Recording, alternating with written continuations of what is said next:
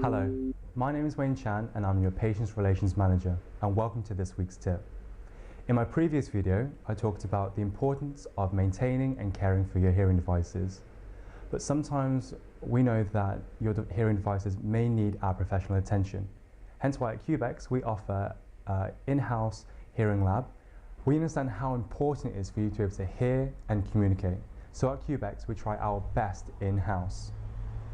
On occasions, your hearing devices may need the attention of our external labs, who run rigorous quality control checks and fully service your device.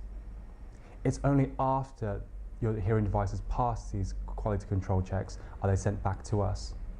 This is why it takes 7 to 10 working days for the hearing devices to be returned back to us. When they're back with us, we run a final quality control check before getting in contact. Before sending your hearing devices to us, here are 3 tips that I'd like to give you for you to think about. Number 1, make sure you use a fresh battery that's not expired. Number 2, make sure you use a clean filter. And number 3, be aware of the age of your hearing device. If you have any questions or would like to send your hearing devices to us, please get in touch. We'd be happy to help.